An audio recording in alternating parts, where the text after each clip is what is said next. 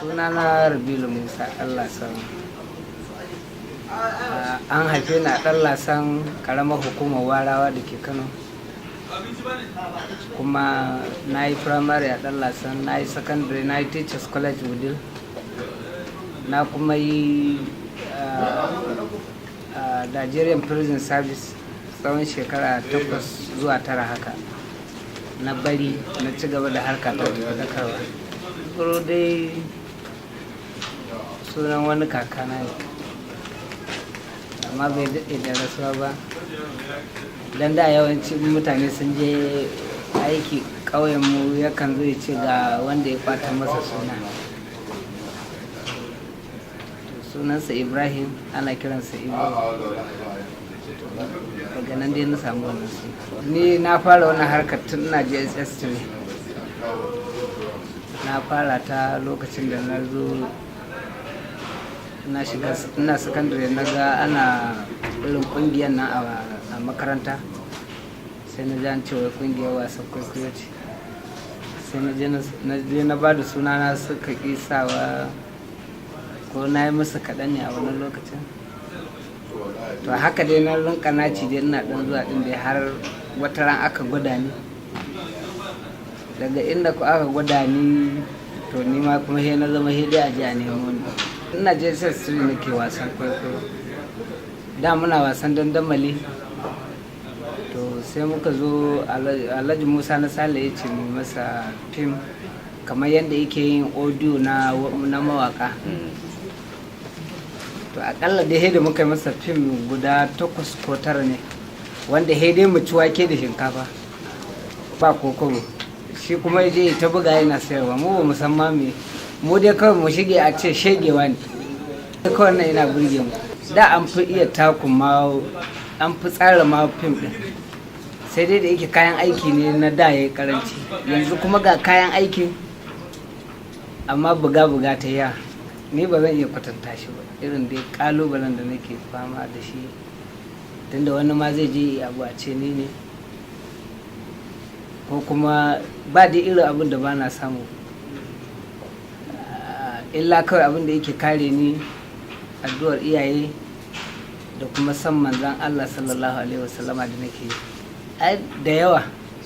To amma dama ita rayuwa haka take, ya tsinka ma ka kula ba daidai suke ba.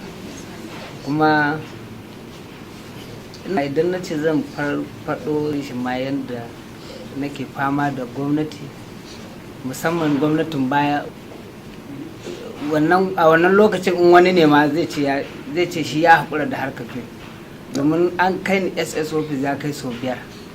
Ba zagin sa ne ba komai ba, sana'ar ce kawai ba a so mi. A'a to ai Allah ne ya abu, ya gina abinsa, sai ka ce da Allah wai bai yi daidai ba. To akwai wanda ya sai gyara abin da Allah ya, ko akwai wanda ya hana abin, zai sai hana abin da Allah ya. To haka muke mu yan fim, dan duk yanda za a yi a hana mu, an ba yanda ba a yi ba. Har gida an bi mu, an kakkama mu, an bi mu, amma kamun ma ya zama alheri. Kamar kamun da aka yi Rara kwanaki, ta nake cewa ina ma ni aka kama. Ni fim da yake burge ni, wanda har yanzu ko a gida in dai ana son zauna in kallo, akwai wanda fim da muka yi da marigayi Ulu da'u, wanda yake shiga makara, nake cewa ba mai raba ni da shi sai mutuwa. To wannan fim din har gobe na kallon shi, da kuma Ibro mai dawa, shi ma wanda muka yi Ulu da group din Sani da group dina. To kuma sai yan kwanan nan fim din da aka yi ya daɗa shiga rayuwa ta, nake son shi, shine Karangiya da Andimali. Ana ta kuskure ma da dama, yawancin ma irin wannan masu yi mana kuskuren su suke jawo mana zagi.